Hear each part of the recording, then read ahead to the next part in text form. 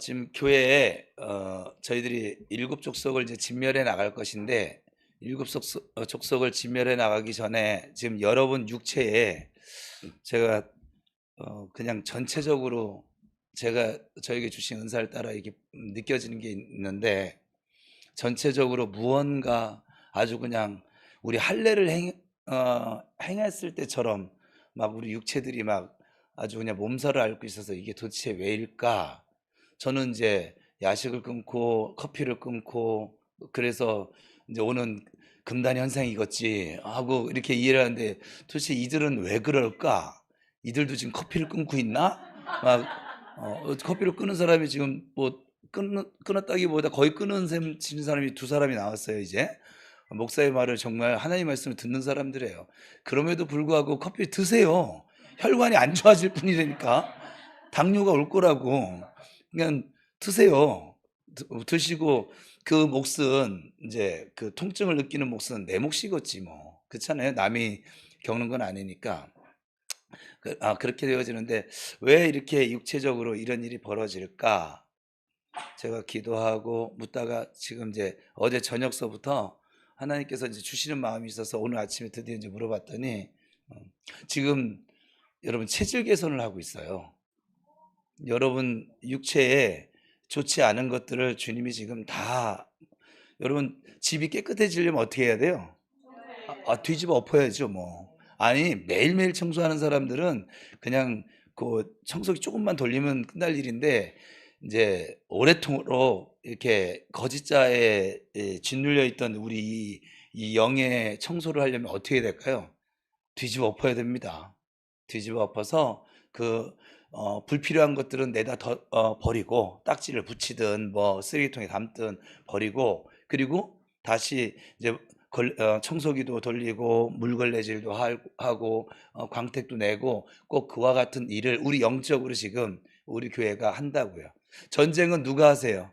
하나님이 하시는데 우리가 깨끗지 않으면 아간 같은 실수를 우리도 범하게 될 것이란 말이에요. 여러분 가나안 땅에 들어왔는데 가나안의 복과 은혜를 누리지 못한다. 참 안타까운 일이 될 것이고 그리고 오히려 이 가나안 땅은 하나님이 우리에게 약속하신 복과 은혜인데 이걸 누리지 못함으로 가나안 땅에 살고 있지만 꼭 광야 땅에 살고 있는 것처럼 살아가는 거잖아요. 그러니까 이건 말도 되지 않고 그래서 이 가나안의 복과 은혜를 누릴 수 있는 체질로 지금 저와 여러분의 체질을 주님이 바꾸시냐고 일단 목사부터 지금 손대기를 시작하셨잖아요. 그죠? 40년 묵은 거. 여러분들은 그냥 듣죠? 여러분 해보세요. 40년도 못 산 사람들 말을 하지 마세요 일단. 40년 동안 몸에 인이 배겨져 있는 것을 그걸 버리고 바꾼다? 예, 쉽지 않습니다. 여러분들은 10년, 20년 끌어안고 있는 것도 지금 못 버려서 지금 그러잖아요. 그렇잖아요? 그래요, 안 그래요? 그렇죠? 저보다 연배 많으신 분들은 괜찮아요. 그냥 뭐 우습게 여기셔도 괜찮아요. 어떤 분이 60년 끌어안고 있었던 분도 있으니까 그래도 주님이 도와주십니다. 주님이 도와주시고 주님이 전쟁은 주님이 하십니다. 우리는 감사함을 가지고 그리고 순종함으로 말씀이 들려질 때 예, 주님 이거 원하세요? 제가 한번 해볼게요. 제가 잠깐 간증을 하면 야식 끊는 걸 한 5번 정도를 시도를 했나 봐요. 여러분 저에게 5번은 거의 목숨 건 시기 같은 거예요. 여러분은 제가 야식을 먹는 데니까 그냥 뭐 비스킷 몇 조각 먹고 아니면 뭐 그냥 뭐 피자 한 조각 먹고 뭐 치킨 다리 하나 먹고 이런 거로 생각하잖아요. 저는 제 배가 이렇게 불러야지 끝납니다. 야식을 먹는 것이. 그래서 어쩔 때는 좀 이제 우리 자녀들이 이 자리에 있긴 한데 지나간 일이니까 어쩔 땐 냉장고에 숨겨둬요. 사갖고 갔는데 우리 집에 4실이나 있잖아요. 제 입에 들어올 게 별로 없어. 그래서 어느 날부터 애엄마가 지혜를 발휘하더라고요. 꼭 그 슈퍼에서 2덩이를 싸달라고 하는 거예요. 이제 제가 이제 육회를 좋아했는데 이제 지금 육사시미를 먹지만 이게 2덩이를 나누는 거예요. 한 덩이 있는 거를 2덩이로 나눠주세요. 한 덩이를 가지고 여럿이 같이 먹어 애들하고. 그럼 그때 나는 한두 점 먹고 뭐 애들 시켜 먹으라고 하는 거지 뭐. 그리고 애들이 다 가요. 자라. 그리고 문 걸어 잠그고 이제 제가 혼자 한 덩이를 이제 얘들은 모르는 얘기예요. 자녀가 많은 집은 이런 현상들이 벌어집니다. 제가 그렇게 해서 근데 그걸 먹었는데 양이 안 차면 이제 가서 또 주방에 가서 라면을 끓입니다. 그래도 양이 안 차면 이제 밥에 김치라도 꺼내서 더 먹습니다. 그래도 양이 안 차면 제 그 침대 우측에는 항상 과자가 놓여져 있습니다. 과자를 좋아하진 않지만 채워지지 않는 빈자리가 느껴지면 이제 뜯습니다. 그리고 옆에는 자는데 시끄럽게 부스럭거리면서 먹습니다. 그러면 인상을 한번 쓰고 이제 또 자는데 어쨌거나 그냥 조금 먹는 수준이 아니라 저는 식사를 하는데 황제 같은 식사를 새벽 1시, 2시, 뭐 12시 뭐 요때 하는 것이죠. 얘 아이도 몰라요. 그러니까 애들 애가 다 잠든 사이에 저는 이제 고요하게 저는 그렇게 수달처럼 약간 쪽제비처럼 고요한 밤에 제 배를 채우는 일을 해왔었는데 이것이 지금은 전혀 집에 가서는 이제 안 합니다. 그냥 지금 아예 생각도 나지도 않고 처음에는 막 갈등 너무 많이 겪었는데 어쨌거나 이 힘든 건데 그전에는 5번을 시도해서 5번을 실패한 이유 뭐냐면 새벽 4시가 되도록 잠을 못 자서 배가 안 차니까 그래서 결국은 또 먹고 4시에 5시에 그래서 아침잠을 자는 거 뭐 이렇게 한 적도 허구한 날이었는데 근데 이번에는 이제 단번에 지금 성공을 했어요. 성공했어요. 이제 야식은 이제 안 먹을 거예요. 근데 이 성공한 건 뭐냐면 저에게는 무엇을 먹든지 마시든지 주님의 영광을 위해서 하겠습니다. 라고 하는 이 말씀 붙들고 지금 가는 거예요. 제가 지금 안 먹는 건 제가 다이어트 때문에 안 먹는 건 아니에요. 근데 건강 때문도 사실은 아니에요. 건강 때문에 제가 뭐 얼마나 또 죄송해요 어르신들 앞에서 살면 또 얼마나 살겠다고 그냥 먹고 싶은 거 먹고 옛날 어른들이 다 이렇게 말했거든요. 먹고 싶은 거 먹다가 전 갈래요 그냥. 여태까지 건강히 살았는데 뭘. 그죠? 커피도 뭐 10잔씩 먹으면 어때? 여태까지 아무런 문제가 없었었는데 20년 넘게 먹어도. 근데 그런데 주님의 영광을 위해서 주님이 원하시니까 해보겠습니다. 주 예수보다 더 귀한 것은 많네. 이 세상 부귀와 바꿀 수 있네. 뭐 우리 이러잖아요 신앙이. 여러분 예수보다 귀한 것이 없으세요? 없는데 왜 이렇게 사세요? 지금 여러분 탓하는 게 아니에요? 왜 이렇게 살아왔니? 찬양은 그렇게 하고 귀한 거 많잖아요. 예수님보다. 그래서 하나님의 뜻이라도 못 버리고 있잖아요. 청소 못 하고 있잖아요. 계속 끌어안고 그냥 시도하다 말고 작심삼일 되어지고. 그죠? 교회를 예수를 30년 다녔는데도 욕을 못 끊는 분도 계세요. 성도 중에. 참 신기한 노릇이에요. 제가 볼 때는. 어떻게 그게 안 끊어지지? 근데 그분에게는 욕이 저한테 야식 같은 존재인 거예요. 그냥 자기도 모르게 그렇게 나와지는.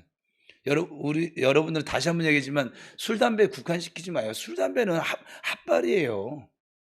그 임박이는 여러분 커피에 임박이잖아요. 카페인에. 여러분 욕도 임박이에요. 욕쟁이는 욕 못 끊어요. 그거 아세요? 아니구나. 제가 사는 동네는 그래요. 여러분이 잘 컨트롤이 안 되는 건 무조건 이번 기회에 저는 제가 이 얘기를 하는 건 여러분을 괴롭게 하기 위함이 아니에요. 여러분이 온전히 하나님의 영광을 위해 살아가는 존재로 체질 개선을 하나님이 이제 작정을 하셨는데 그 체질 개선이 되지 않으면 결정적일 때 여러분들은 또 광야 성도들처럼 불평을 내뱉고 말 거예요. 이 가나안 땅은 감사와 순종이 아니면 누릴 수 없는 땅입니다. 그래서 주님이 감사와 순종으로 바꾸는데 감사치 못하게 하고 순종하지 못하게 하는 그 요소가 뭐냐면 여러분의 영의 명령을 컨트롤을 받지 않는 영의 명령을 따르지 않는 그걸 틈타고 그 거짓자가 악한 영이 자꾸 우리로 하여금 불평하게 만들고 짜증나게 만들고 그러니까 광야에서 살던 때처럼 살게 만든다 이 말이에요. 여러분 가나안 땅에 있다고 해서 가나안의 복과 은혜를 누리는 것이 아니라 가나안의 신앙을 가져야지 가나안의 복과 은혜를 누릴 수 있습니다. 지금 주님은 그 일을 지금 진행하고 있는 거예요. 그러다 보니 우리 몸에 배어져 있는 것들이 어때요? 저 세상 문화가 어때요? 저 거짓자로 말미암아 생겨진 이 세상 문화에 찌들어져 있는 그 성령 충만했던 솔로몬도 세상 문화, 우상의 문화를 가지고 온 그 부인네들, 첩들이죠. 왕비들 통해서 그 다 받아들여서 결국은 육체로 마치는 걸 보잖아요. 여러분은 어떨까요? 이거 청산하지 않으면 여러분 또 광야로 돌아가게 될 거예요. 근데 아예 가나안을 맛보지 않고 광야 살 때는 그냥 그러려니 하고 살아요. 근데 여러분 어떻게 하면 좋아요? 광야를 경험을 해버렸네? 광야를 경험한 사람 보고 광야 가서 살아라 못 삽니다. 가나안의 경험을 해본 사람 보고 광야 가서 살아라 못 삽니다. 왜 그런지 아세요? 일단 본인이 답답해요. 그리고 본인의 영이 그걸 허락지 않아요. 그래서 이왕에 가나안에 들어왔으니 저 광야의 찌꺼기들은 이번 기회에 주님이 도우신다 하시니 다 청산합시다. 정리합시다. 그러면 여러분이 완전히 자유함 속에서 진리 되시는 예수 그리스도로 말미암아 진리가 너희를 자유케 하리라는 말씀이 그때 이루어지는 거예요. 광야의 습성 가지고는 결코 이룰 수 없어요. 누릴 수 없어요. 누릴만 하면 광야 습성이 나오는데 그렇잖아요? 자유가 아니라 그거는 방종이 되겠죠. 그래서 여러분들이 모두 주님이 주신 그 은혜의 자유 속에서 누리며 살아가기를 다시 한번 주님의 이름으로 축복합니다. 자, 오늘 말씀으로 들어가서 요한계시록 1장에서 우리가 확인할 수 있는 것처럼 예수님은 어제도 계셨고 오늘도 계시고 내일도 계실 알파와 오메가가 되십니다. 모든 임금의 머리가 되시고 사망과 음부의 권세를 지금 그 키를 한 손에 쥐고 계신 하나님 그 자체이십니다. 장차 이 세상을 심판하기 위해서 다시 오실 분이 예수 그리스도십니다. 우리가 예수를 믿어요. 예수님이 이 세상 모든 것을 심판과 또 음부의 모든 권세까지 쥐고 계십니다. 그러니까 여러분 쫄지 않으셔도 된다고요. 두려워하지 마십시오. 주님이 함께 하십니다. 음부의 권세를 쥐고 계시는 그 하나님이, 그 예수님이 지금 우리와 함께 하고 계십니다. 두려워하지 마시고 놀라지 마십시오. 주님이 영원토록 여러분과 함께 하실 줄 믿습니다. 그런데 이와 같이 크고 높으신 주님의 마음을 송두리째 사로잡고 있는 관심사가 하나 있어요.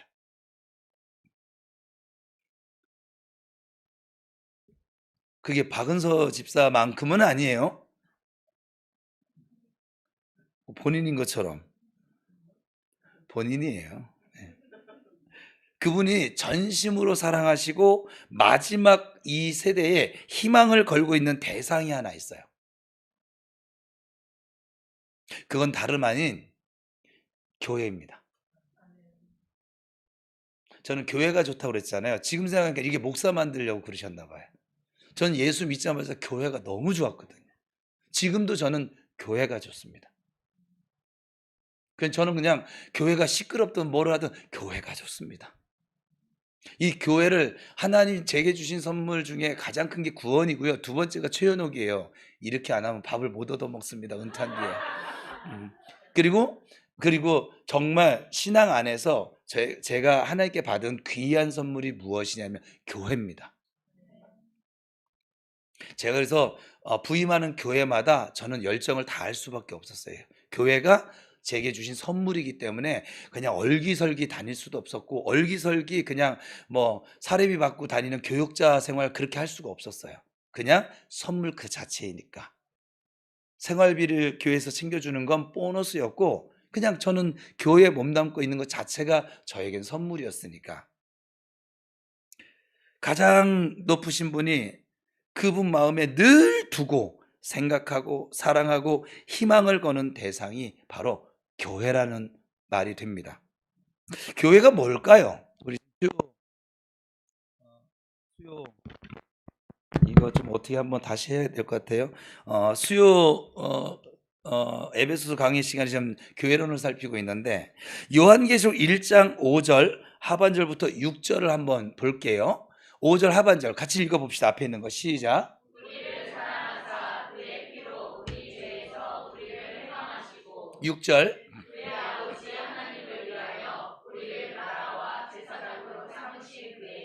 영광과 능력이 세세토록 있기를 원하노라. 아멘. 여기서 교회는 네 가지로 지금 정의되어져 있어요. 첫 번째는 주님께서 빚값 주고 사신받에 우리를 사랑하시는 우리입니다. 여러분입니다. 여러분이 교회입니다.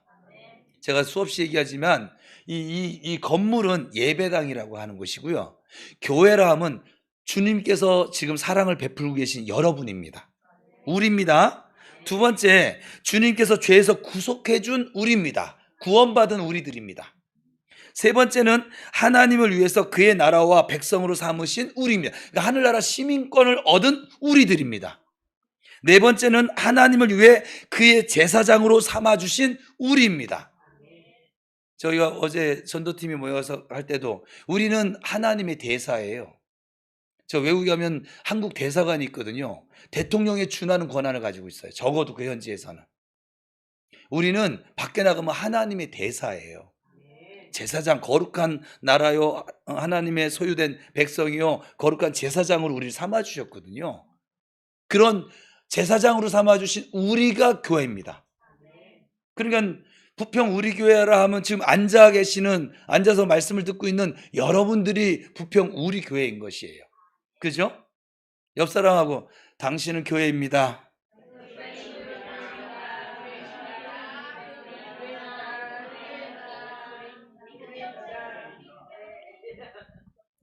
이러한 우리가 바로 교회인데 오늘 본문 20절을 한번 볼게요. 시작.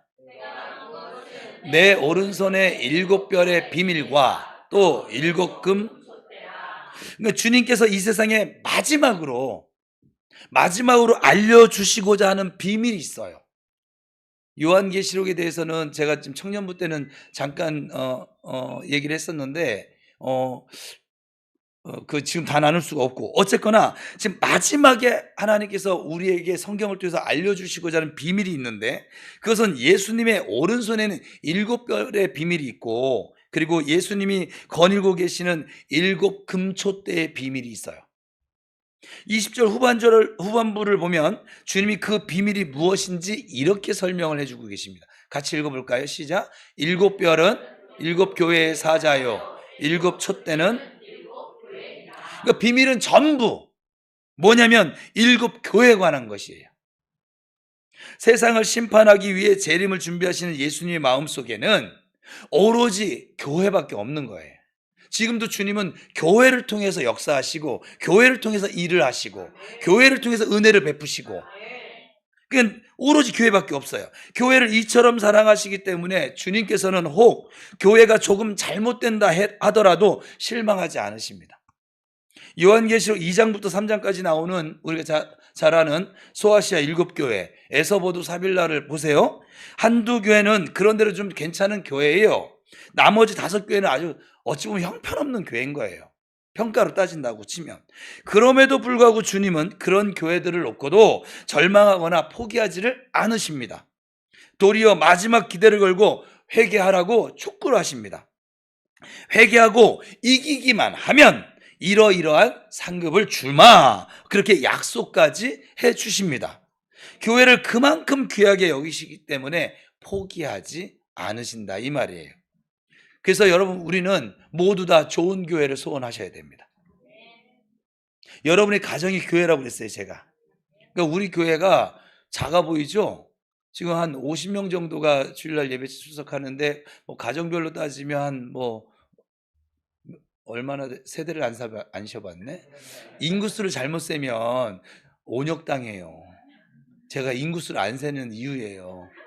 그냥 대략 하는 거예요. 그냥 눈대중으로 봤을 때 한 50명 정도 나오나 보지 그렇게 하는데, 만약에 25세대다 그러면 25개의 교회가 있는 거예요. 지금 여러분이 여기는 모이는 교회론에 2가지 교회가 있거든요. 모이는 교회와 이 모여서 은혜를 받고 하나님의 말씀을 듣고 충종을 받아서 흩어진 거예요. 각자 디아스포라로 다 흩어져서 하나님의 나라를 세워가는 거예요.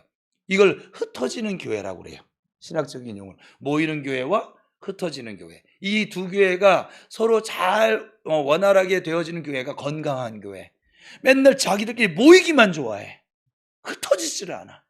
그러면 주님이 핍박을 가해서 예루살렘 교회가 그랬거든요.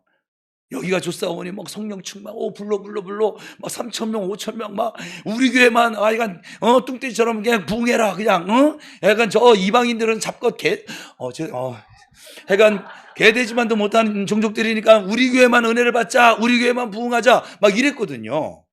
그랬더니 주님이 핍박을 통해서 다 흩으십니다. 그래서 이방 땅에 복음이 전해진 이유예요. 그래서 모이는 교회와 흩어지는 교회가 잘 조화를 이루는 교회가 건강한 교회예요. 여러분 그럼 개인적으로도 볼 때도 그렇잖아요. 여러분 교회라고 했으니까 여러분이 주님의 은혜를 받는 거 매우 중요합니다. 근데 그 받은 은혜를 나누지 않으면 요 안에서 교만해집니다. 썩습니다. 무슨 말 이해되셨어요? 은혜를 받았어요. 나누세요. 그래서 1차적으로 교회에서는 그걸 하브루타를 훈련시키는 이유가 자꾸 나누는 훈련. 지금은 너무 잘해요.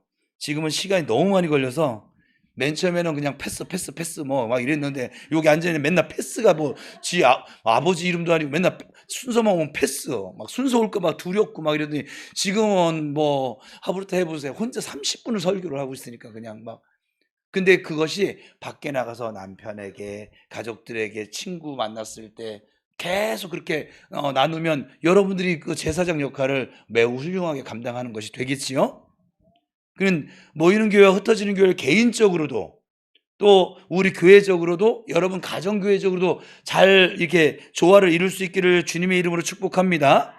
주님께서 이처럼 교회를 사랑하시고 교회에 큰 기대를 걸고 계신다라고 하면 예수님 때문에 구원받고 제자가 된 우리는 얼마나 더 교회를 사랑하면서 관심을 가져야 될까요? 사실 우리가 교회를 사랑하게 되면 자연스럽게 이런 소원 갖게 되지 않을까요? 저의 생각을 적어봤어요. 이거는 예수님이 교회를 그처럼 귀하게 보시고 사랑하신다면 나도 내가 인생 한 번 살고 가는 건데 이 인생을 살 동안 좋은 교회 한번 세워봐야지. 좋은 교회 다니면서 우리 주님 마음을 좀 기쁘게 해드려야지. 이런 소원 한 번쯤 가져보시지 않았을까요? 저는 그래서 개척을 한 거예요. 저는 신학교 갈 때부터 개척할 거라고 선언을 하고 신학을 시작을 했거든요. 그냥 이미 세워진 교회에 저는 그냥 이렇게 탑승하는 거 그거 말고, 그래서 그거 아세요? 개척교회 성도들이 받는 그 복과 은혜와 이미 막 2,000명 3,000명 다 됐는데 그 이제 탑승해서 받는 복과 은혜는 좀 차원이 많이 다릅니다. 달라요. 이제 여기 앉아 계신 분들 그걸 전부 다 경험하게 되실 거예요. 뭐 안 믿어도 할 수는 없어요. 근데 그게 사실인 걸 어떻게 해요? 그래서 저는 개척교회를 일부러 한 3군데 정도를 섬겼었고, 개척교회를 할 거니까 개척교회 장점은 뭐고 단점은 뭘까, 그런 것들을 좀 살펴봤었고, 규모가 있는 교회, 맨날 개척교회가 아니라 좀 성장되어지면 어떻게 교회를 또 장단점을 할까 해서 규모가 있는 교회도 한 3개, 4개 교회 정도를 이렇게 섬겨봤는데 지금 그것이 지금 제 목회 가운데 나타나고 있을 뿐이라 이 말이죠. 그래서 이것이 바로 저의 소원이기도 하고 여러분의 소원이 될 수 있기를 축복합니다. 좋은 교회는 하늘에서 뚝 떨어지는 법이 없지요. 제가 한 7교회 정도 직접 몸을 담아 사역을 해보니까 좋은 교회는 만들어가는 거예요. 그렇다면 어떻게 하면 좋은 교회가 될 수 있을까? 첫 번째는 우리 각 사람이 좋은 성도가 되면 좋은 교회가 될 수 있어요. 제가 우리 기존 교인들에게는 이미 나눴어요. 새로운 교인들 때문에 또 나누는 거예요. 우리 지금 교회를 세워가고 있으니까. 여러분 가정교회도 여러분이 좋은 성도가 되면 돼요. 여러분 가정교회에서 지금 가족들을 안 믿고 나만 믿어. 그럼 여러분 목사예요. 그럼 정태호 목사 하는 것처럼 여러분도 하셔야 돼요. 집에 가서. 승질난다고 짜증내지 말고. 섭섭마귀 무슨 목사가, 제가 여기 강에서 섭섭마귀 타령하고 있으면 박은숙 집사님 여기 앉아 있겠어요? 지금 다른 교회로 옮기고 있어요. 왜 한 날 목사가 툭 하면 와가지고 뭐 섭섭마귀가 들었네, 뭐 짜증이 나네. 그러지 마세요. 여러분의 목사가 제가 그래 보세요. 그 교회 나가고 싶겠어요? 그죠?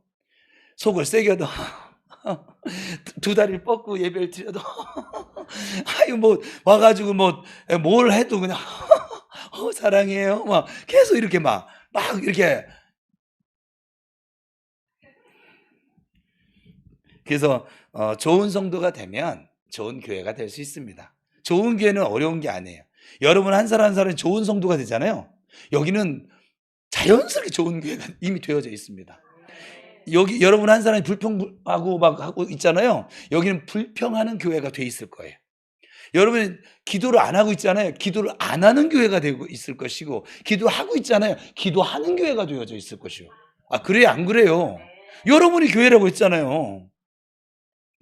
그러니까는 우리 교회는 왜 이렇게 사랑이 없어? 네가 없는 거야, 네가. 그죠? 다른 사람들 많은데 잘 섬기고 새거지도 와서 드럼에 앉는 교회인데, 예? 지지난주에 등록했어요? 예. 지지난주에 등록을 했는데 지금 벌써 앉아가지고 좋은 교회예요. 그죠? 그 좋은 교회 전제 조건은 여러분 각 사람이에요. 이것이 성령 충만한 교회 되려면 여러분 한 사람 한 사람이 성령 충만해지면 우리 교회는 저절로 성령 충만한 교회가 되어집니다. 그죠? 우리 개개인이 주님이 칭찬하시는 성숙한 그리스도인이 되지 않으면 결코 좋은 교회가 될 수 있는 방법은 없습니다. 사람은 누구나 세상에 한 번 태어나 행복도 맛보고 고생도 맛보면서 그렇게 살아가고 있습니다. 그런데 특별히 예수 믿는 사람들의 경우에는 개인의 행복과 또 인생의 의미가 어떤 교회를 다니냐에 의해서 상당 부분 좌우되기도 합니다. 저도 마찬가지였어요. 제가 섬기긴 했지만 제가 막 행복을 누리면서 다녔던 교회와 또 그냥 인내하면서 다녔던 교회. 전 교회를 사랑하게 교회를 뭐라고 하진 않지만 인내하면서 다녔던 교회. 그 교회에서 그 영혼을 사랑하려고 애쓸 수밖에 없었는데 내가 행복해하면서 다녔던 교회 생활 지금도 기억나죠. 근데 그 교회 제가 목회자 생활에서 언제가 제일 기뻤어요? 이런 질문을 청년들한테 받으면 항상 그 교회 얘기했죠. 근데 그 교회가 싸우는 교회였거든요.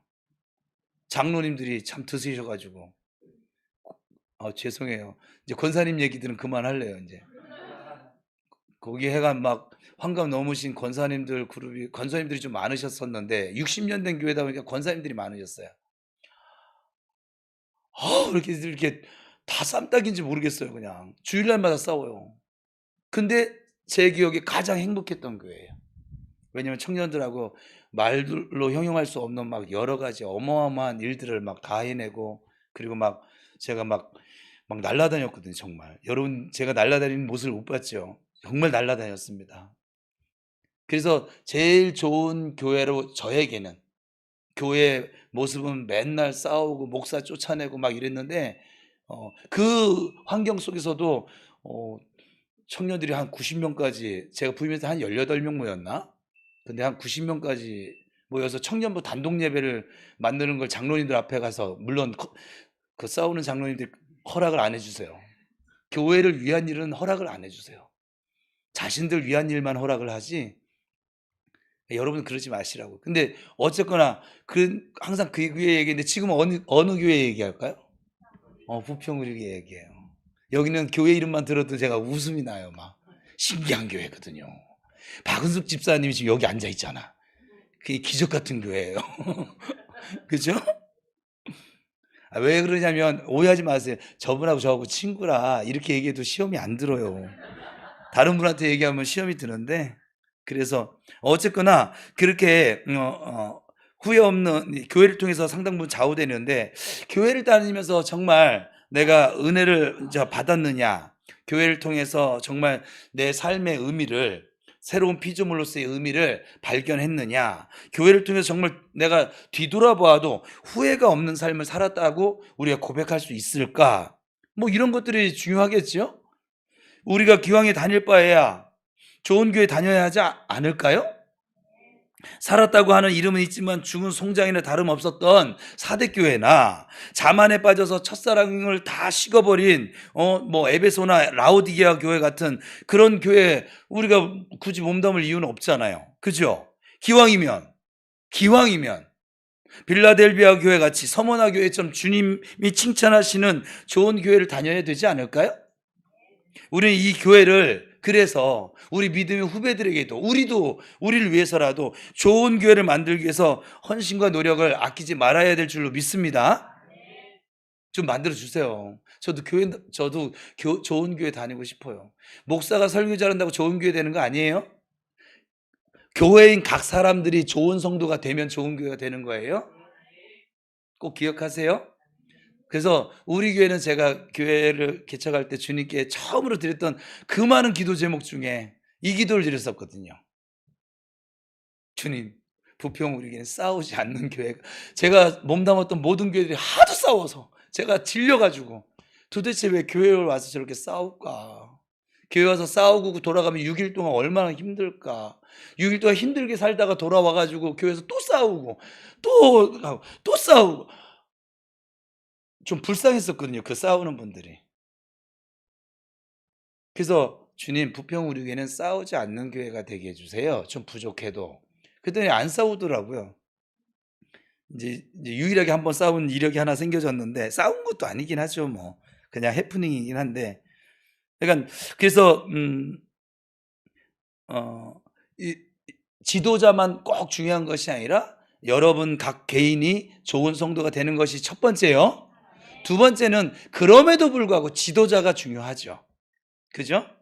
오늘 본문을 보면 이 교회를 주님이 원하시는 좋은 교회로 만들어 드릴 수 있기 위해서 우리가 명심해야 할 세 가지 사실이 나오거든요. 자, 첫 번째는 좋은 교회가 되려면 지도자의 그 위치와 중요성을 우리 모든 성도들이 깊이 인식해야 합니다. 저 또한 마찬가지이기도 하고 인식을 하셔야 돼요. 요한계시록 2장 이하를 보세요. 주님께서 각 교회에 하시는 말씀은 동일한 표현으로 시작되고 있거든요. 그러면 동일한 표현이 시작되는데 뭐라고 하냐면 같이 한번 읽어볼까요? 에베소 교회의 사자에게 편지하기를, 서머나 교회의 사자에게 편지하기를. 모든 구절이 하나같이 각 교회의 사자를 편지의 수신자로 지목해서 말하고 있다는 것이지요. 그러면 이 사자가 어떤 사람일까요? 하나님께서 자기 교회에 세우신 지도자, 리더를 가리킵니다. 그러니까 오늘날로 말하면 목사가 되겠지요. 담임 목사든 아니면 그와 함께 손을 잡고 일하는 부교육자든 상관은 없어요. 하나님께서 자기 교회를 맡기신 교육자는 누구나 다 각 교회마다 세우신 하나님의 사자인 것이지요. 교육자들은 예수님을 더 특별히 소명을 받은 사람들임에는 틀림이 없습니다. 목회를 일생의 사명으로 알기 때문에 그들은 교회의 양떼를 위해서라면 자기 생명이라도 기꺼이 바칠 각오를 하고 있는 사람들입니다. 중간에 변질되기 전까지는 다 그래요. 그렇기 때문에 교육자들에 대한 주님의 관심은 좀 특별한 것이 좀 있으세요. 본문 16절 전반부를 보세요. 시작. 그 오른손에 주님께서 이 리더들을, 이 지도자들을, 교육자들을 주님의 오른손으로 지금 쥐고 계시다는 거예요. 제가 지금 예수님의 오른손에 쥐어져 있습니다. 이제 좀 쥐어져 있어요. 여러분 눈에 안 보여 저도 쥐어져 있습니다. 왼손잡이와 좀 다를 수 있지만 대부분의 사람들에게는 오른손으로 잡는다는 것은 특별한 의미가 좀 담겨져 있지요. 만약 여러분이 대여섯 살 먹은 귀한 아들 데리고 막 사람들이 북적거리는 어떤 시장을 간다고 하면 틀림없이 여러분은 오른손으로 그를 꼭 잡고 가게 될 것입니다. 너무나 소중한 존재이기 때문에 잃어버리지 않으려고 가장 힘 있는 손으로 그를 붙잡고 있는 것이죠. 주님 역시 마찬가지인 거예요. 교회 지도자들이 그만큼 중요한 존재이기 때문에 그들을 오른손으로 굳게 붙들고 계십니다. 주님은 교회 잘되고 못된 모든 일들에 대해 교회 지도자들에게 대신 책임을 묻기도 하지요. 칭찬할 것이 있으면 그 교회 지도자를 칭찬하십니다. 저 요즘 칭찬 많이 받잖아요. 여러분들이 좋은 성도들이 되어가고 있어서. 그리고 지도자를 칭찬하는 것은 곧 교회를 칭찬하는 것입니다. 잘못된 것이 있으면 그 지도자를 호되게 책망하십니다. 여러분들이 굳이 그렇게 하지 않아도 주님께서 치리를 하시고 주님께서 책망하시고 깨닫게 하시고 그리고 교육을 하십니다. 그 책망은 곧 교회에 대한 책망이기도 합니다. 지도자가 어떠하면 그 교회 역시 그러하다는 것은 공식인 것이죠. 보세요. 그 교회가요, 열정 있잖아요. 성도들 다 열정 있게 돼 있어요. 교육자가 열정이 있는데 열정이 없잖아요. 그 성도는 교회를 사랑하지 않는 거예요. 교회를 사랑하면 닮게 돼 있어요. 그러니까는 진짜 그런데 지도자가 살아있어요? 교회 살아있는 교회가 될 것입니다. 지도자가 영적으로 병이 들었어요? 그 교회는 병이 들게 되어져 있습니다. 지도자가 시험에 빠져 있어요? 교회가 시험에 빠지겠죠? 지도자가 좀 척하는 위선자입니까? 그러면 그 교회는 틀림없이 위선자들로 가득 차게 될 것입니다. 사실 모든 것이 어찌 보면 어떤 면에서는 좀 과하게 표현하면 지도자의 손에 그 교회의 모습이 달려져 있습니다. 지도자가 서면 교회가 설 것이고 지도자가 쓰러지면 교회가 쓰러집니다. 그래서 잘 되고 못 되는 모든 책임을 하나님께서는 성도들에게 묻는 것이 아니라 누구에게 물을까요? 지도자에게 묻습니다. 이렇게 하니까는 여러분 또 굉장히 목사님 얘기하는 거죠. 여러분 가정교회 가면 여러분이 뭐라고 그랬어요? 목사라고 그랬어요. 우리 가정이 왜 이런 모습일까 이해가 되죠? 왜 옹이에 거기 좋은데?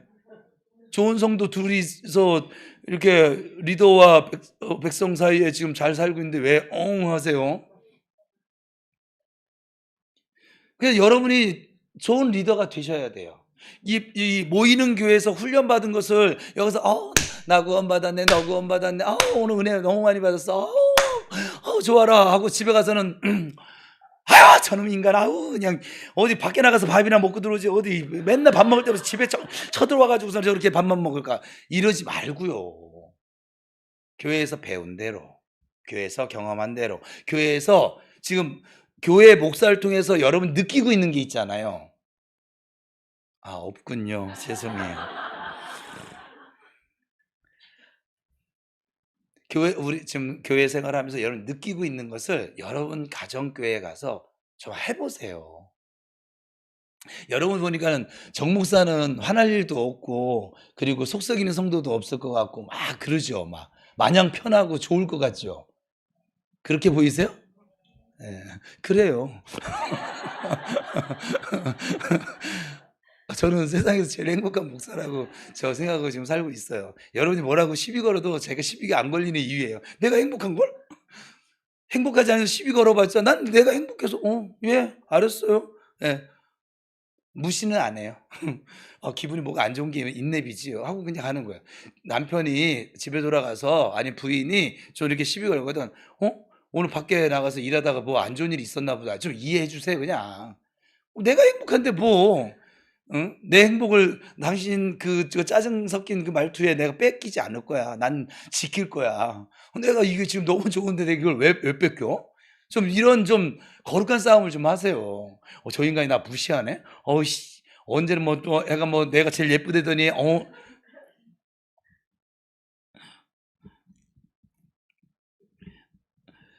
여러분의 가정교회가 여러분 손에 달려져 있습니다. 지금 주님께서 그거 들으라고 하는 거예요. 저희 부평 우리 교회에 대한 것은 제가 지금 이 오늘 말씀을 들었어요. 그러니까 여러분 가정교회, 여러분 목사로, 대사로, 또 대행자로, 거룩한 제사장으로 들으세요. 제가 여기서 맨날 여러분 신앙 기도 못한다고 탓하고 성경 안 읽는다고 탓하고 또 순종 안 한다고 탓하고 맨날 이렇게 손가락질하면 여러분 이 교회 다니고 싶겠어요? 근데 여러분 집에 가서 남편한테 그러지 말라고요. 함께 품어주라고, 또 기다려주라고, 기도해주고 축복해주라고, 사랑으로 좀 섬겨주라고, 좀 가끔가다 마음에 안 들지만 안마도 좀 해주고, 약간 좀 어쩔 때는 좀 우리는 가나안 성도니까 좀 깨어졌잖아요. 저 광야 성도 같은 해간 가족들 이렇게 볼 때 같이 짜증 내면 여러분도 광야 성도 되는 거잖아요. 가나안 성도니까 좀 여유로움을 가지고 아이고 또 지금 쓴물 만났나 보구나. 광야 성도는 쓴물 만나면 무조건 불평합니다. 아말렉 만나면 무조건 두려워하고 떨고 또 원망합니다. 목마르면 원망하고 좀 마음에 안 들면 불평하고. 그게 광야 성도예요. 은혜가 있어도 또 언제 은혜 받았냐는 듯이 또 그렇게 그럽니다. 근데 가나안 성도는 쓴물을 만나도 감사하고요. 전쟁을 치를 때도 순종하고요. 이게 다른 거예요. 그러면 보세요. 여기 있는 분이 여기를 포용을 해줘야지 여기 있는 분이 여기를 포용할 방법이 없어요. 집에 가서 어쨌거나 교회에서 배운 대로 하세요. 내가 물어볼 거야 아주. 와가지고 교회에서 배운 대로 한 게 그래요? 이런 소리 들리면 정말 제가 가슴이 아픕니다. 성도들의 입장에서 말하면 개개인의 영적인 생명과 행복, 인생의 보람이 모두 어찌 보면 교회 지도자 손에 달려있다라고 해도 과언은 아니에요. 좋은 지도자를 만나셨어요? 은혜를 충만히 받으면서 영적으로 건강하고 행복하게 신앙생활 하게 될 것입니다. 좋은 지도를 만나지 못하셨어요? 신앙생활 잘하려다가 상처 입고 또 괴로운 그 인생을 살아가게 되겠지요. 그러므로 좋은 교회를 만들고자 한다면 무엇보다 교회 지도자가 얼마나 중요한 존재인지를 먼저 인식하셔야만 합니다. 여러분의 생각과는 상관없어요. 인식하셔야만 해요. 여러분의 행복을 위해서라도. 교회 지도자가 주님께서 맡기신 그 일을 충성되게 잘 감당해 나갈 수 있도록 온갖 지원을 아끼지 마실 수 있기를 바랍니다. 여러분 교회 지도자를 위해서 반드시 해야 할 3가지가 있어요. 첫 번째는 교회 지도자를 사랑해 주는 거예요. 이것은 정이 가고 안 가고의 문제가 아니에요. 여러분 가운데 저와 개인적으로 얼마나 친하겠습니까?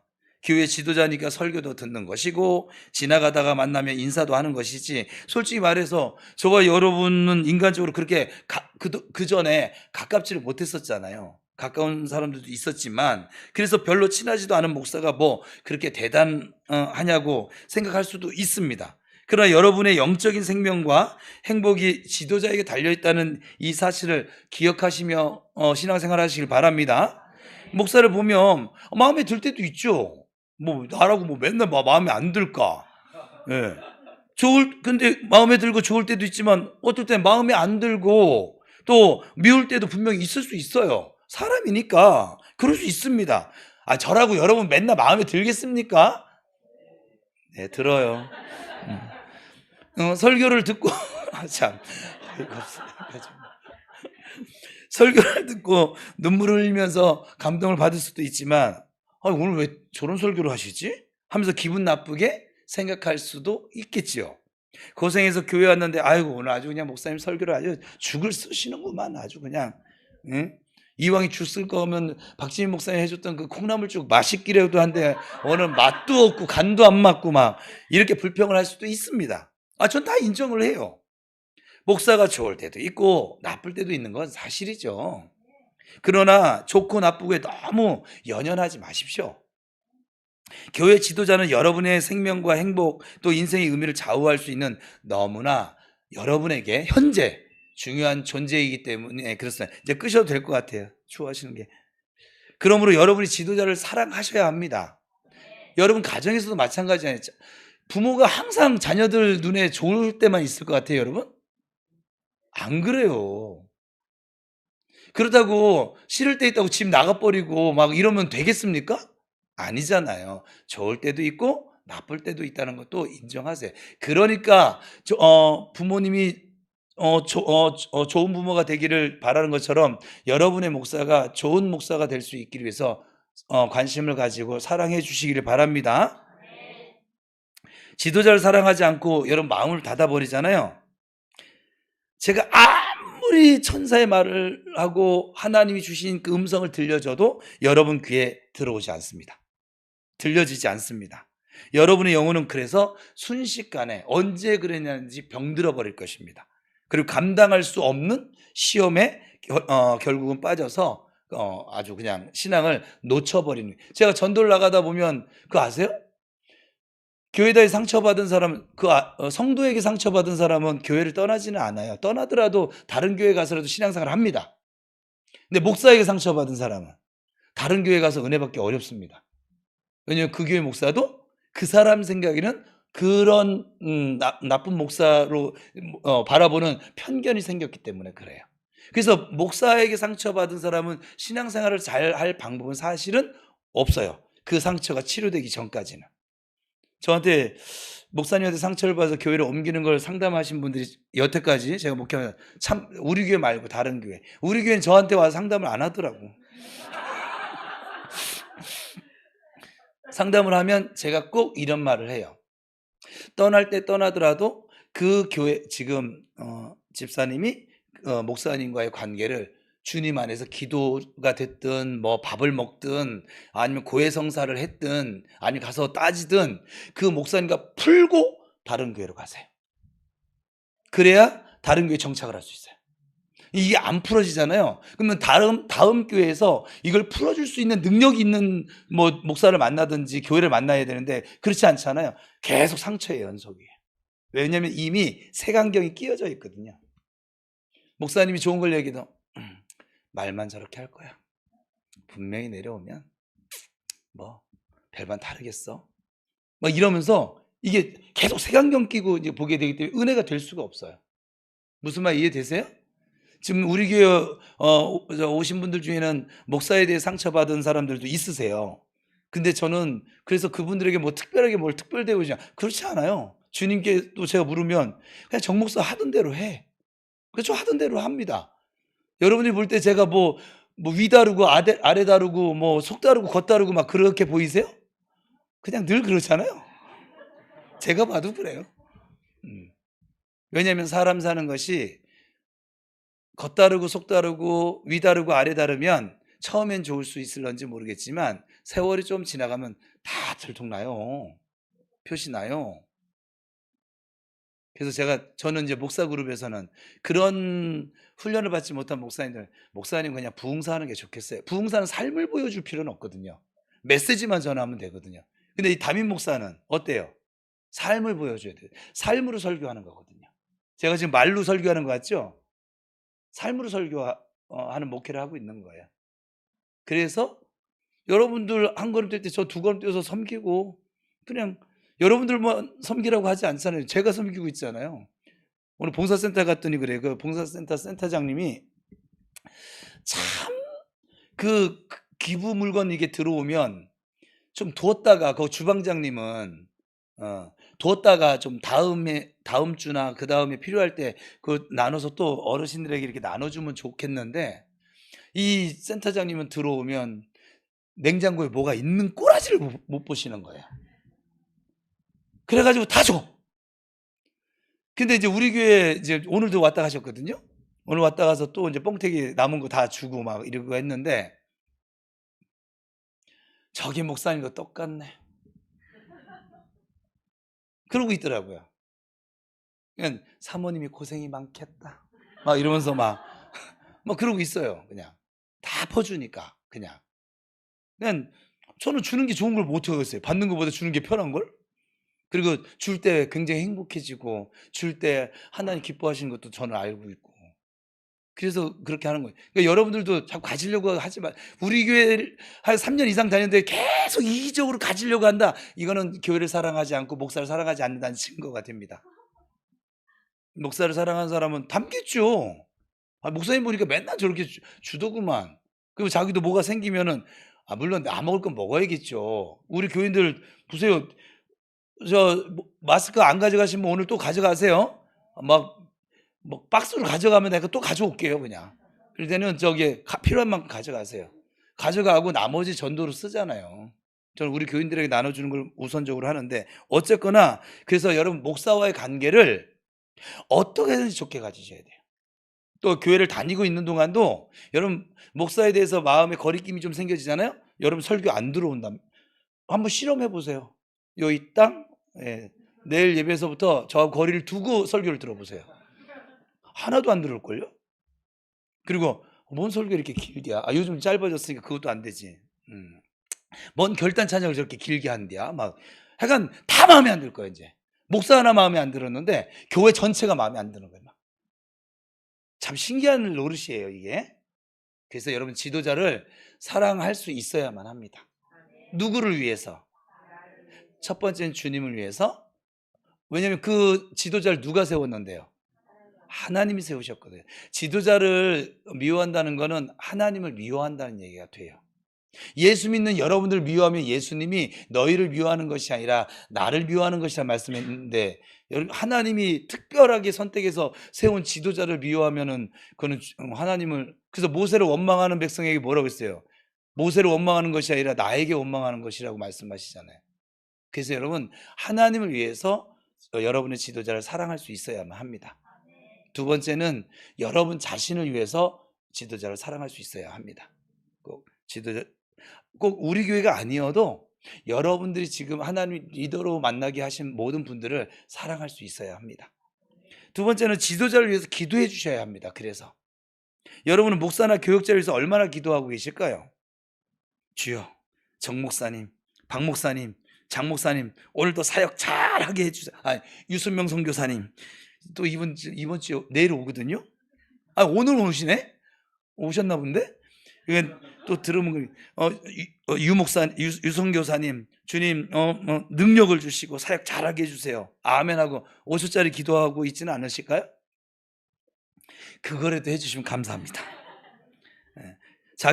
그러면서 자기 남편을 위해서는 주여, 좋은 남편 주신 거 감사해요. 우리 남편이 오늘도 직장에 나가면 이런저런 일들을 만나고 뭐 이런 해야 되는데 주님 그때마다 지혜를 주시고 뭐를 해주시고 해가지고 해간 뭐 과장하고 관계를 좋게 해주시고, 요즘 남편이 뭐 해간 과장하고 이런 신경 다툼 있었는데 주님 과장의 마음을 돌리셔가지고 아버지 해가지고 한 15분 20분을 그냥 시간 가는 줄도 모르고 기도합니다. 이런 부인 내가 있을 거라는 제 희망을 갖고 있어요. 남편을 위해서 한 20분짜리 기도하면서 목사 위해서 5초짜리 기도한다. 괜찮습니다. 안 하는 것보다 낫습니다. 그러니까 남편이나 가족들을 위한 기도가 중요치 않다는 것이 아니라 그 기도 못지않게 여러분 교회 지도자를 위해서 기도하는 것이 중요하다라고 하는 말씀을 지금 나타내는 것이에요. 저는 전에 이런 경험이 한 번 있었어요. 다른 교회 집사님 한 분과 대화를 한 일이 있었는데, 그 집사님은 제 얼굴을 똑바로 쳐다보더니 대뜸 이런 말을 하는 거예요. 제가 상국동에 있을 때였던 것으로 기억되는데, 정 목사님, 저는 아침마다 목사님 위해서 기도하고 있어요. 그럼 제가 좋아야 되잖아요. 충격을 받았어요. 우리 교회 교인들도 아침마다 날 위해 기도할까? 그 말이 정말 충격적으로 다가왔던 것은, 그리고 또 하나는, 두 번째는 저는 그 집사님을 위해서, 우리 교인이 아니니까 그렇게 기도하지를 않고 있었거든요. 근데 그분이 저를 위해서 지금까지 기도하고 있다니까 제가 그냥 충격을 받을 수밖에 없었던 것이죠. 제가 그 교회 이제 집회를 갔었거든요. 이제 부흥회 비슷하게. 여러분, 다른 교회 집사님도 저를 위해서 그렇게 잊지 않고 기도해 준다고 하는데, 그 한 번 은혜 받았다고. 이 교회를 다니면서 싫으나 좋으나 그냥 우리 목사님들을, 선교사님을 위해서 영의 양식을 받는다고 한다면 여러분은 목사님들을 위해서 기도해 주셔야만 합니다. 정 목사나 장 목사님, 박 목사님, 유선 교사님 위해서 마음 다해서 5초라도 좋아요. 기도해 주세요. 그래야 지도자들이 주님께서 맡겨주신 사명을 제대로 감당할 수 있을 것입니다. 마지막 세 번째로 지도자에게 순종해 주는 거예요. 물론 이것은 지도자가 말씀대로 목회를 잘할 때 이야기하는 거예요. 지도자가 지금 말씀에 어긋나서 잘못 가고 있는데 순종하라는 말은 아니에요. 저는 그렇게 여러분에게 말씀드리고 싶지 않아요. 오늘날 마귀는 이 교회 지도자와 이 성도들 사이를 아주 이간질시키려고 혈안되어져 있거든요. 어떻게 하든지 지도자와 이 성도들 사이를 갈라놓습니다. 목사의 설교가 귀에 들어오지 않게 만들고, 그래서 결국은 순종하지 않게 만듭니다. 교인들을 오합지졸로 만든 후에 나중에 자기 마음대로 막 짓밟아 보려고 마지막 사력을 아주 그냥 이 말세에 다 하고 있습니다. 이것이 오늘날 마귀가 즐겨 사용하는 전략, 교회가 더 하나님의 능력으로 충만해지지 않게 하는 전략이 이 전략이에요. 하나 되지 못하게 하는 것. 그래서 한국교회를 위시해서 세계교회를 살펴보면 지금 현재 순종하지 않는 그 성도들 때문에 교회가 정말 초토화되고 있습니다. 순종하지 않으니까 너나 할 것 없이 성도들이 영양실조에 걸려 병이 듭니다. 영적으로. 그래서 성도들이 성령의 도구가 아니라 마귀의 도구가 되어서 교회를 아주 그냥 무력화시키는데 일조하는 아주 어처구니 없는 일들이 아주 곳곳에서 일어나고 있습니다. 지금도 일어나고 있습니다. 2,000명 모이는 교회가 200명이 됐다는 소리도 좀 듣고요. 재판 한 몇 번 하니까. 마귀는 성도들이 지도자에게 순종하지 못하게 하려고 아주 안달이 되어져 있거든요. 민주주의라고 하는 아주 그럴듯한 말로 성도들의 마음을 휘저어 놓습니다. 그러나 분명히 말씀드리지만 교회는 여러분 민주주의 아니에요. 성경을 보세요. 하나님의 말씀을 바르게 가르치는 지도자가 있으면 무조건 주 안에서 복종하고 따라가는 것이 맞습니다. 말씀에 위배된 것을 하거든 그것은 목사에게 정식으로 그 말씀을 붙들고 목사님 이건 말씀에 이게 좀 하나님께서 원하시지 않는 것 아닐까요? 라고 정중하게 우리 교회는 물어오세요. 괜찮아요. 여러분이 저한테 성경을 들고 와가지고 하잖아요. 저는 여러분 절대 큰 소리도 내지 않을 것이고 여태 내본 적이 없어요. 그리고 막 싸우듯이 달리지도 않을 거예요. 하나님의 말씀을 가지고 오세요. 여러분의 생각으로 가지고 오지 마시고 여러분이 세상 경험 가지고 오죠. 여기는 세상이 아니에요. 여기는 민주주의로 세워가는 곳이 아니에요. 교회는 하나님의 뜻대로 제가 그냥 말씀대로 예수 오랜만에 축복합시다. 옆 사람은 말씀대로 예수 믿읍시다.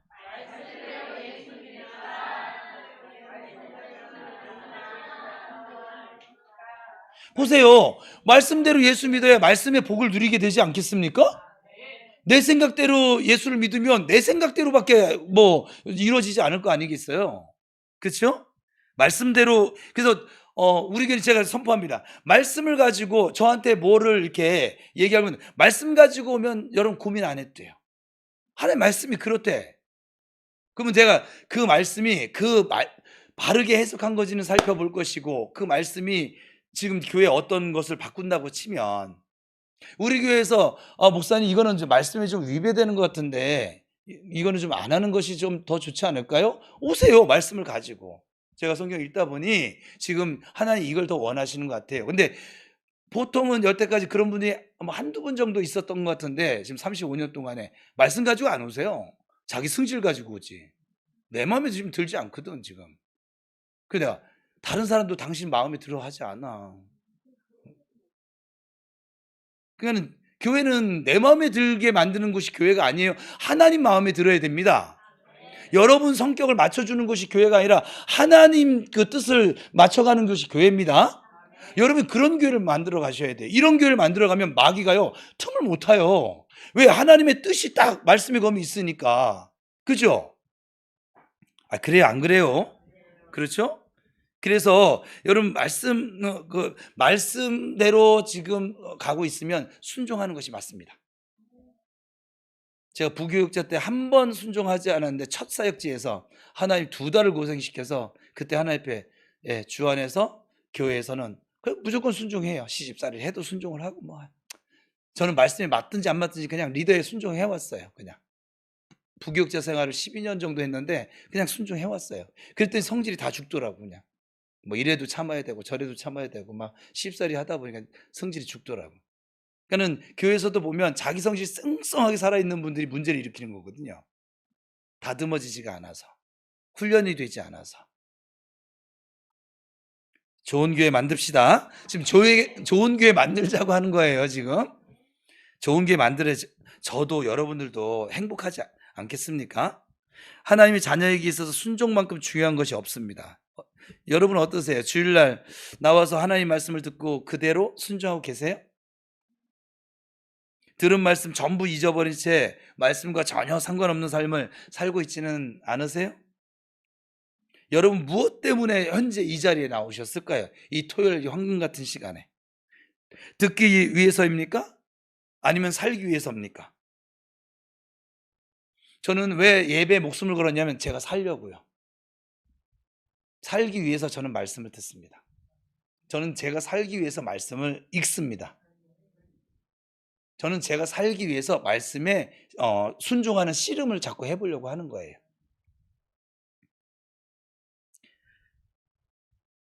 그렇다면 지도자가 하나님의 말씀으로 지도할 때는 주 안에서 순종하는 것이 맞습니다. 이 사실을 여러분 꼭 기억하시며 신앙생활 하시길 바랍니다. 두 번째는 좋은 교회가 되려면 여러분 자신이 이제 끊임없이 성장하셔야 돼요. 계속 믿음이 자라가야 합니다. 발육이 부진한 자녀들이 있는 가정을 한번 여러분 주변에 혹시 있다면 살펴보세요. 저는 본 적이 있거든요.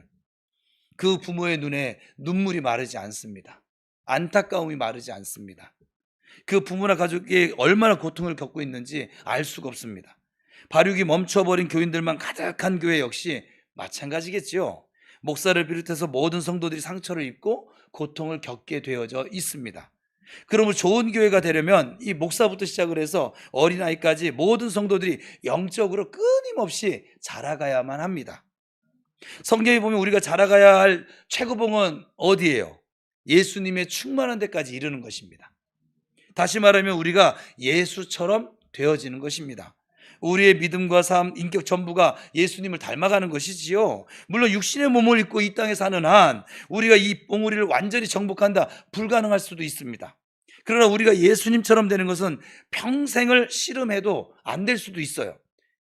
그러나 그럼에도 불구하고 그 예수님을 닮아가기 위해서 우리는 끊임없이 성장해야 될 줄로 믿습니다. 주님께서 이렇게 말씀하십니다. 너는 내가 서 있는 자리까지 올라와야 돼. 계속 올라와. 여러분, 올라가다 죽으면 그대로 주님 앞에 서는 것이에요. 그러니까 죽을 때까지 올라가는 것이죠. 이게 바로 신앙생활이기도 해요. 여러분 볼 때는 제가 저의 신앙 발전을 해서 저는 성장을 멈췄을 것 같아요? 아니요. 저 지금 여러분들보다 좀 더 성장수가 빠른 것 같아요. 이제 그 길이 나서 그런지 저는 멈출 마음이 없어요. 저는 지금 아버지의 사랑이 이만하다고 치면 좀 요만큼밖에 모르고 난 이만큼은 알고 싶거든. 적어도 다 알 수는 없고 내가 다 알면 하나님 되니까 그래서도 안 되고.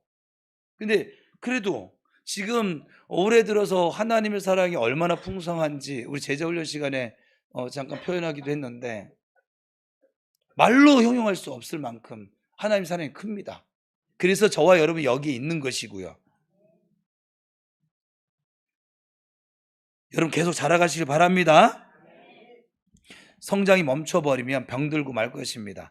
소아시아 그 7교회를 보세요. 처음엔 모두 양질의 교회였거든요. 그런데 세월이 지나가면서 목회자가 병이 들고 자라기를 멈춰버렸어요. 첫사랑을 잃어버렸어요. 교회 중직을 맡은 직분자들이 배가 불러서 성장을 멈춰버렸어요. 그 결과 4대 교회 같이 영적으로 죽은 교회가 되지 않았습니까?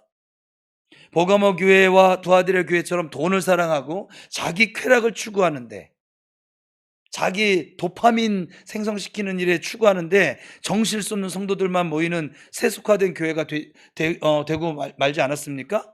라우디아 교회처럼 나 이만큼 하면 됐어 하고 스스로 자만하고 주를 향한 열심을 모두 잃어버려서 주님이 토해내고 싶을 정도로 역겨운 교회가 되지 않았습니까?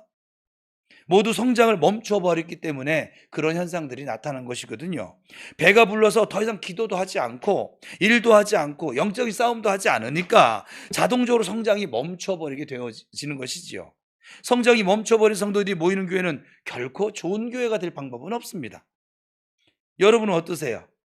주님이 계신 곳까지 가기 위해서 부지런히 성장하고 계십니까? 성장하기 위해서 얼마나 열심히 말씀을 공부하고 계세요? 얼마나 많이 기도하고 계세요? 얼마나 간절히 은혜를 사모하고 계십니까? 은혜를 받기 위해서라면 천리만리라도 달려갈 만큼 갈급한 심정이 있으세요?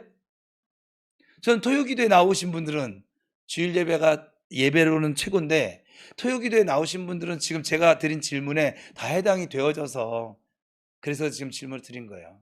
근데 여러분 이걸 놓치지 마시라고. 안타깝게도 우리 주변에 교회에서 중직을 맡고 나면 신앙생활의 최고의 경지에 이른 줄 알고 더 이상 성장하지 않으려고 하는 사람들이 참 보게 되어집니다. 직분을 맡았든 맡지 않았든 우리는 성장을 멈춰서는 안 됩니다.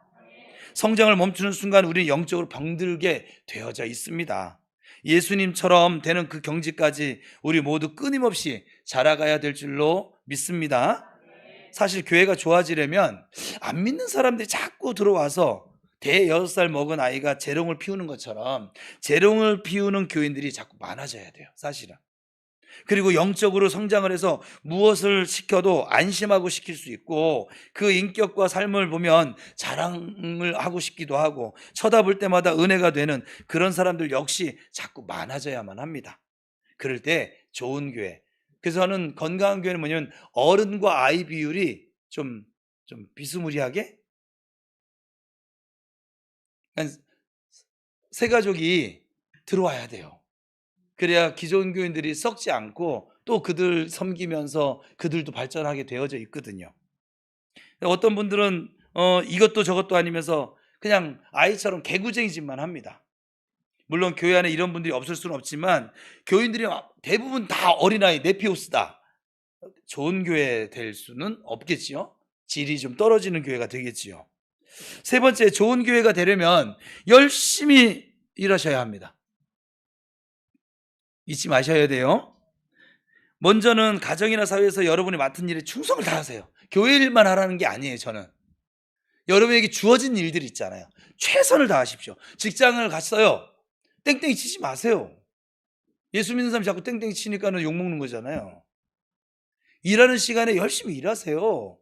그리고 이 커피 마시는데 가가지고서는 직장 상사 욕할 때 여러분이 같이 거기 껴서 욕하지 마세요. 왜 뒤에서 수근수근거립니까? 앞에 대놓고 욕을 하시든가. 잘리려나?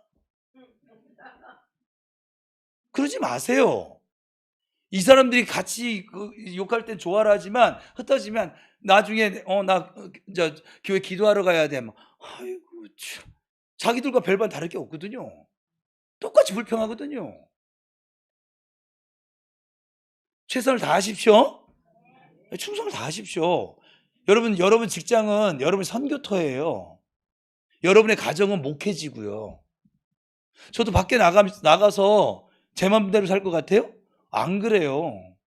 혹시나 그 가운데 복음을 전해야 될 사람이 있을까? 나를 통해서 지금 하나님 사랑을 깨달아야 될 사람이 있을까? 그거 생각하면서 살아요.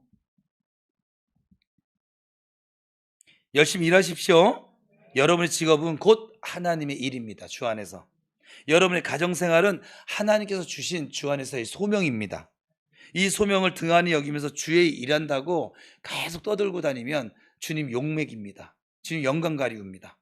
우리 자신이 우선 자신이 맡은 일에 최선을 다하시기를 다시 한번 축복합니다. 그런 다음에 교회가 제시하는 영적인 사역을 위해 좀 더 직접적으로 헌신할 수 있으면 헌신하면 좋겠습니다. 어떤 경우에는 시간이나 물질을 바쳐야 할지도 모르겠어요. 그러나 우리가 그 일을 위해 정성을 모을 때 교회를 통해 하나님의 영광이 나타나게 될 것입니다. 참 저는 그런 면에서 좀 이상한 목사이긴 한 것 같아요. 제가 볼 때. 우리 김정란 집사님 보고 집사님 교회 너무 자주 와요. 아이고 평안신교 공장을 운영하실 분이 열심히 일해서 돈 많이 벌어가지고 좀 저 밥도 좀 사주고 여기 뭐 할 때 좀 하기도 하고 해야지.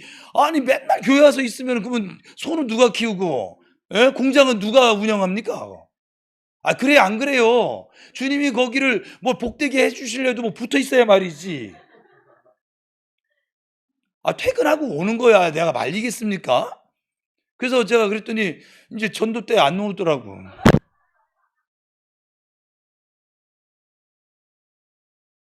제가 만난 목사님들은 다 때려치고 와야지. 예? 예, 그래요.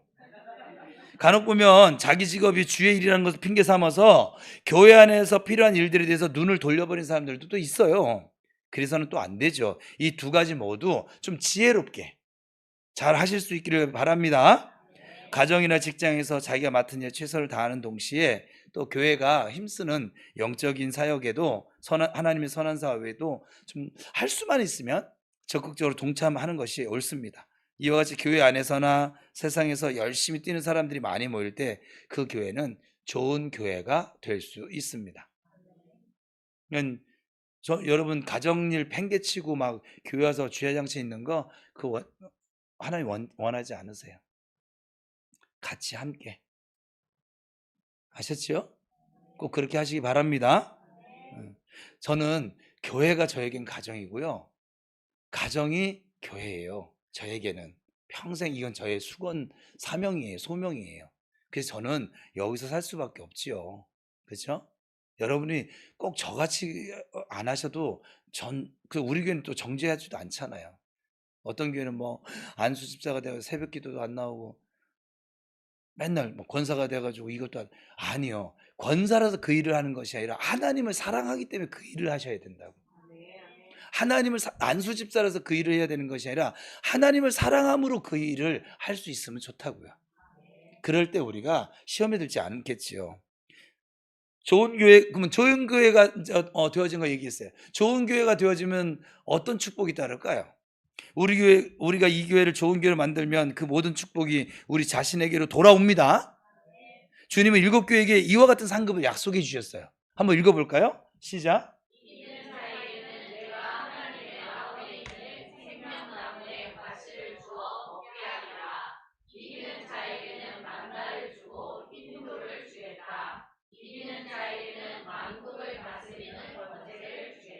소아시아 7교회 지금 주신 약속들이에요. 이게 말씀대로 순종하면 좋은 교회가 될 것이고, 좋은 교회가 되어지면 주님이 이와 같은 축복을 우리에게 허락하시겠다는 거예요. 좋은 교회는 또 하나 더 나가면 제가 경험해보니 기도응답이 좀 빠릅니다. 우리가 혼자 기도할 때도 하나님이 응답을 주시지만 좋은 교회일수록 그 응답이 빠른 이유는 뭐냐면 우리 박선일 선생님 표현에 기도의 항아리가 많이 올라가요. 나 혼자 그 기도의 분량을 채우는 것과 우리 기도의 용사들이 함께 기도의 분량을 채우는 것은 속도 면에서는 엄청난 차이가 나겠죠? 이은님 집사님 위해서 기도해 주세요. 어디 갔어요 근데? 아, 그쪽으로 갔어요? 추웠구나. 예, 기도해 주세요. 또 우리 박은숙 집사님도 지금 다리를 혈관이 죽은 혈관이 이만큼씩 2군데가 있어서 거기를 잘라가지고 다른 데서 혈관을 잘라와서 여기를 수술을 하는 거예요. 위험한 수술이죠. 아픈 수술이래요. 그래서 하기 싫대요. 내가 하기 싫으면 그럼 기도를 많이 해라. 그래서 지금 여러분들이 좀 기도 좀 같이 좀 쌓아주세요. 기도 항아리 좀 올려주세요. 정말 하기 싫은가 봐요. 저희도 고집이 박씨잖아요. 한 고집 하거든요. 하기 싫대요. 본인이 하기 싫다고 하니까 저도 안 했으면 좋겠는데, 근데 또 하여간 하나님이 어떻게 하실런지 은혜를 주시길 바랍니다. 기도해 주세요.